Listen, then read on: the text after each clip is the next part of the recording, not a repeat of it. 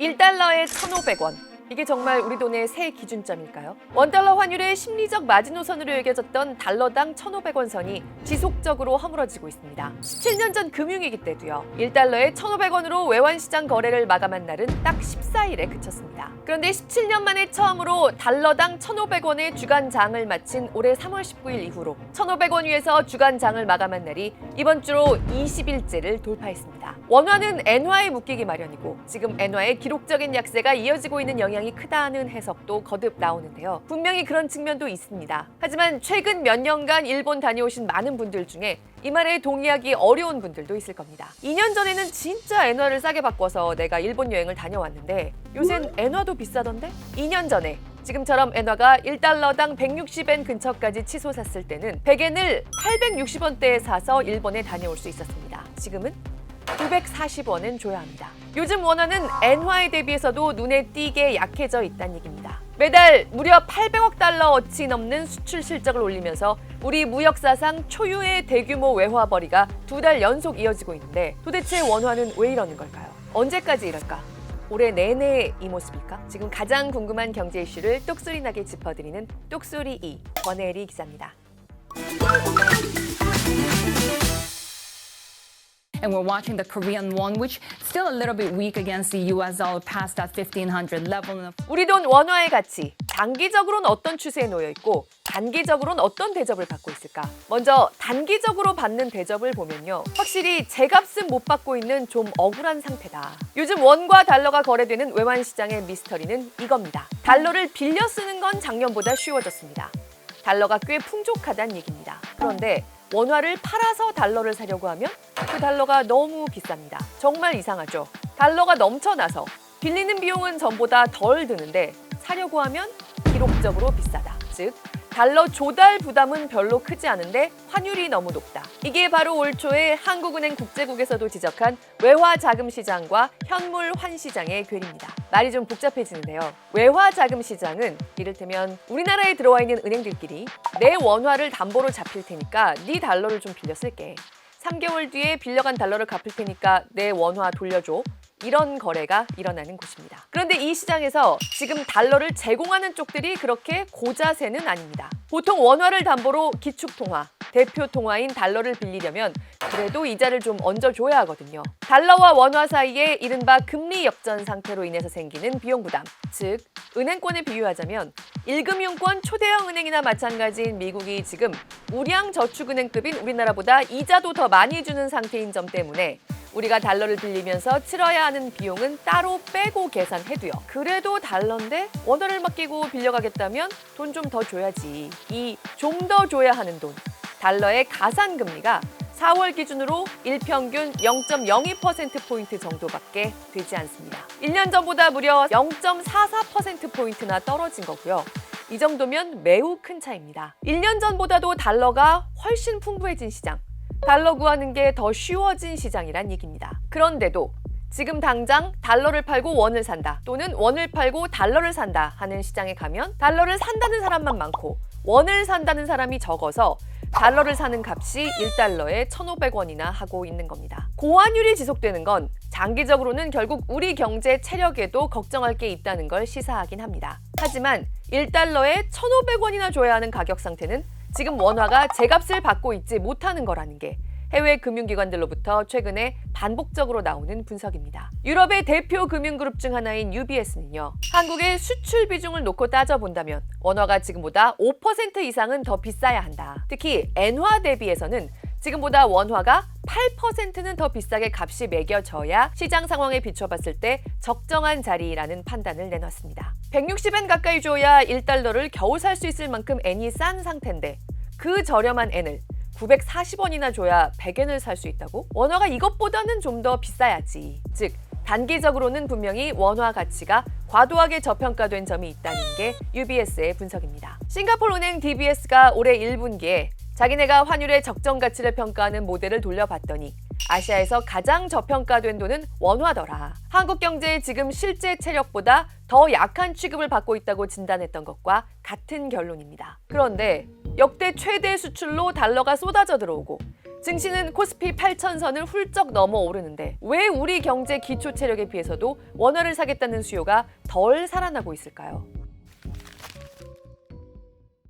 지금 한국이 벌어들이는 달러가 엄청난 규모지만요. 그 돈이 원화로 환전돼서 한국에 들어온다기보다 달러로 해외에 남는 구조가 고착되고 있습니다. 올해 1분기에 우리가 수출로 돈을 벌고 수입하느라 돈 낼 거 다 내고 나서 남긴 돈, 즉 경상수지 흑자가 무려 738억 달러입니다. 111조 원 가까이 됩니다. 지난해 1분기보다 무려 4배 가까이 되는 엄청난 규모로 늘었습니다. 1분기 반도체 수출의 위력을 다시 한번 실감하게 되죠. 그런데 같은 기간에 해외에 투자된 돈, 그러니까 당장 원화 환전이 필요 없는 돈이 98조 원이 넘습니다. 해외 투자 규모도 지난해 1분기에 4배 가까이 늘었기 때문입니다. 수출로 버는 돈이 늘어난 만큼 거의 고스란히 달러를 비롯한 외환으로 해외에 뿌려지는 돈이 늘어나서 환율을 낮추는 힘이 약한 겁니다. 그나마 올 초까지 우리 시장에서 원화가 제값을 못 받는 이유로 지목됐던 또 하나의 현상. 기업들이 수출로 벌어온 달러를 원화로 바꾸지 않고 그냥 국내에서도 외화 예금, 달러 예금으로 쌓아둬서 그렇다고 했던 거는 이거는 좀 달라졌습니다. 지난 3월에 외화 예금이 역대 가장 큰 폭으로 줄어들어서요. 1분기 말 기준으로 보면 국내에 달러 같은 외화로 쌓인 예금이 최근 몇 년간의 외화 예금 평균치보다도 더 적어졌습니다. 특히 기업들이 3월 한 달 동안 달러 넣어뒀던 걸 인출해간 돈이 134억 달러, 20조 원이 넘습니다. 이 중에는 해외 투자에 보태러 나간 돈도 있겠지만요. 수출로 돈을 많이 번 기업들이 3월 말에 법인세, 세금을 내느라 그리고 국내 협력업체들에게 줄 대금을 원화로 바꾸느라 그랬다. 그만큼 원화 환전 수요로 작용했단 겁니다. 정부가 기업들에게 수출해서 번 돈을 달러로 좀 두지 말고 원화로 바꿔달라고 주문도 하고요. 은행들도 정부 기조에 맞춰서 외화 예금 이자를 자꾸 줄인 영향도 있을 겁니다. 그런데 사실 17년 만에 처음 1달러에 1,500원을 넘긴 건 바로 그 3월 중순이죠. 외화 예금이 확 줄었는데도 기업들이 달러 쌓아뒀던 걸 원화로 이때 많이 바꿨는데도 환율은 급등했다. 그만큼 3월의 환율에는 이란 전쟁의 그림자가 짙었습니다. 원화 같은 이른바 위험 자산에 속하는 통화의 매력은 떨어지고 모두 달러 앞에 줄을 섰습니다. 특히 우리는 이란 전쟁이 길어지면 가장 큰 피해를 입을 걸로 꼽혀온 나라죠. 일본도 우리만큼 중동산 에너지 의존도가 높지만 그래도 엔화는 이런 위기 상황이 닥치면 넓은 범위에서 안전자산 그룹에 들어가고요. 원화는 아직 위험자산 그룹에 속합니다. 시장이 위기를 감지하는 상황이 되면 원화가 엔화보다 더 불리한 돈인 겁니다. 3월 한 달간 외국인은 올해 급등세를 이어온 우리 증시와 채권 시장에서 바짝 벌어들인 돈을 55조 원이나 챙겨서 나갔습니다. 증시뿐만 아니라 채권 시장에서도 10조 원 넘게 빼갔다는 게 의미심장합니다. 사실 2월에도 외국인이 우리 증시에서 엄청난 규모로 팔았는데요. 그 돈을 다 달러로 갖고 나갔던 게 아니라 원화로 재투자, 한국 채권의 투자를 크게 늘리는 모양새가 됐었거든요. 그런데 3월에는 증시고 채권이고 한국은 팔자, 달러로 가자는 위기의식이 팽배했다는 겁니다. 정리해보면 반도체 위주로 수출이 급격히 잘 돼서 우리가 올해 달러를 많이 벌고 있긴 하지만 그만큼 우리의 해외 투자가 늘었습니다. 안 그래도 미국에 약속한 대미 투자도 해야 하고 기업들도 트럼프에게 약속한 미국 내 공장 증설을 많이 해야 하는데 반도체 수출이 이만큼 늘지 않았으면 환율은 사실 1분기에 더 무섭게 뛰었을 수도 있었겠다 싶은 모습입니다. 그래도 우리 기업들이 벌어들인 달러가 다 해외에 나간 건 아니고 국내에 법인세나 협력업체 결제 대금으로 즉 원화로 환전돼서 들어오기는 했는데 그보다 훨씬 더 맹렬한 기세로 외국인들이 우리 증시에서 번 돈을 달러로 바꿔가지고 나갔습니다. 여기서 많은 분들이 질문해 주시는 것에 대한 궁금증도 좀 풀립니다. 아니 이렇게 증시가 오르는데 왜 환율이 안 떨어지죠? 증시가 오르는 만큼 외국인들이 지금까지는 꼬박꼬박 달러로 바꿔서 가지고 나가고 있거든요. 외국인들은 코스피가 꿈의 8,000선을 넘긴 5월에도 40조 원 넘게 팔아치워 왔습니다. 이 중 얼마나 한국에서 원화로 재투자하지 않고 달러로 바꿔서 가지고 나가고 있을지는 좀 더 시간이 지나 봐야 확실해지겠지만요. 아무튼 이달 중순 이후로 계속 1달러 1,500원 이상이 이어지고 있는데 상당한 역할을 하고 있다고 봐야 할 겁니다. 이렇게 국내에 달러가 넘쳐날 요인은 많아서 달러 빌리기는 쉬운데 자꾸 원화 사겠다는 사람은 없고 달러 사겠다는 사람만 많은 상태가 되풀이됩니다. 그럼 앞으로는 어떻게 될까요? 목요일 오전에 나온 한국은행 금융통화위원회 결과가 의미심장했습니다. 일단 기준금리를 동결했지만 올해 우리도 금리를 올리지 않을 수 없을 것이다. 금리 인하 사이클의 종결 정도가 아니라 금리 인상기를 예고한 겁니다. 물가를 보나 성장을 보나 환율을 보나 부동산을 보나 갈 길이 비교적 명확합니다.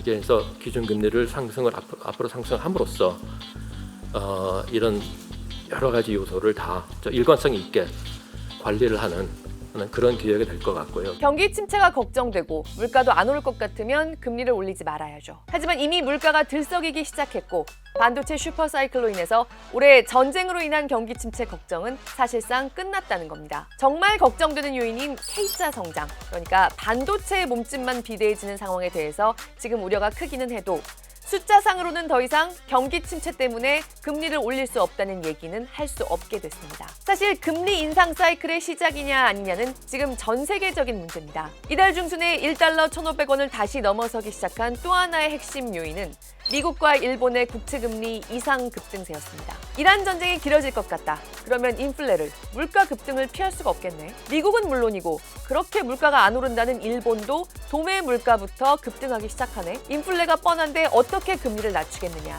이런 심리 속에서 시장 금리가 먼저 이상 급등하고 돈들이 또 달러 앞에 줄을 섰습니다. 강달러가 나타나면서 1달러 1,500원 이상으로 재진입하는 모습이 나온 거죠. 여기서부터는 사실 이란 전쟁이 어떻게 되느냐가 큽니다. 협상이 길어지고 있지만 이대로 미국과 이란이 종전 협상을 이뤄내면 물가 걱정은 전 세계적으로 크게 낮아질 겁니다. 그러면 이달 중순 이후로 팽배했던 미국과 일본의 금리 인상 리스크가 줄어들면서 다시 원화 같은 위험 자산 쪽의 매력이 커집니다. 원화에 좀 더 힘이 실릴 수 있다는 거죠. 한국은행은 이런 환경을 인지한 상태에서도 금리 인상 가능성이 크다는 걸 천명했습니다. 그만큼 올해 우리에게는 한국만의 이유가 있다. 올해 반도체 경기가 그만큼 뜨겁다. 신현송 총재는 삼성전자의 성과급 상승이 물가 상승 압력으로 작용할 거라고 개별 기업을 콕 짚어서 언급하기까지 했습니다. 임금이 더 구매력 증가를 통해 가지고 수요를 더 증가시키면은 거기에 대한 또 이제 물가 압력도 생기겠고, 그래서 이거는 저희가 아주 면밀히 살펴볼 거고요. 물론 노사 간에 이제 이렇게 합의를 하는 건 중요하지만은 또 한국은 워낙 이 양극화가 큰 문제니까 양극화를 더 심화시키지 않는 범위 내에서 하면은 가장 바람직하다고 이렇게 말씀드리겠습니다. 만일 하반기에 기준금리를 올린다면 그만큼 원화가 좀 더 강해지는 계기로 작용할 가능성이 크지만 좀 더 지켜볼 필요도 있긴 합니다. 기준금리는 지금 그대로여도 시장금리가 이미 한국도 많이 올라서요. 기준금리 인상 효과가 그렇게 클지 미지수라는 분석도 벌써 나오고 있습니다. 그래도 반도체 경기가 이대로 뜨겁게 이어지고요. 지금 우리 증시의 상승세를 반영해서 MSCI를 비롯해서 세계 곳곳에서 한국의 비중을 재평가하는 움직임이 올해 계속 이어진다. 한국 증시의 비중을 높인다고 하면 외국인들도 다시 한국 증시 순매수세로 돌입할 가능성이 큽니다. 그렇게 되면 하반기에는 원화가 지금보다 강해질 거란 예상을 하는 게 합리적일 겁니다. 다만 이란 전쟁과 증시의 외국인 매도세 이전에도 1,400원 중반대를 넘나드는 고환율 기조가 이어졌던 걸 기억할 필요는 있습니다. 해외에서 돈을 많이 버는 만큼 해외 투자가 늘어나는 건 트럼프의 압박 때문도 있지만요. 근본적으로는 우리나라의 기초 체력이 잠재 성장률이 확연한 저성장 기조에 머물고 있기 때문이란 점은 피할 수 없는 사실입니다. 장기적으로 한국의 성장세가 매우 매력이 있다고 하면 결국 세상은 원화를 삽니다. 지금 우리의 잠재 성장률 전망이 그렇게 밝지가 않다는 거죠. 그리고 금리를 인상해야 할 만큼 올해 우리 경제의 성장세가 뜨겁다고 판단된다면 사실 정부의 재정 정책에 있어서도 전쟁에 대비할 때와는 다른 고려가 필요해질 시점입니다. 전쟁 추경을 편성을 했는데 반도체 산업의 호황으로 인해서 예상과 다르게 경기 침체의 위험성은 없어지고 인플레이션에 대한 우려가 커진 상황입니다. 그런데 전쟁 추경을 집행을 하게 되면 오히려 물가 상승 압력을 더 키울 수가 있어가지고 가능하면 초과 세수 같은 경우는 나랏빚을 갚는데 사용을 하고 불가피하게 피해를 보는 취약계층에 한해서만 지원을 해줄 필요가 있다. 한 가지는 분명합니다. 이 정도로 달러가 비싸진 걸 네오노멀로 받아들여야 한다고 여유를 가지고 말할 수 있는 한국인은요. 최소한 단 얼마라도 달러 투자를 할 수 있는 사람들입니다. 1달러 1,500원 수준의 고환율은 어떻게 봐도 우리나라처럼 모든 비용이 수입 물가와 직결된 나라에선 자산이 없는 사람, 덜 가진 사람일수록 고통으로 직결되는 문제일 수밖에 없습니다. 올해 똑소리 2에서 우리 돈의 가치 계속 면밀하게 짚어보겠습니다.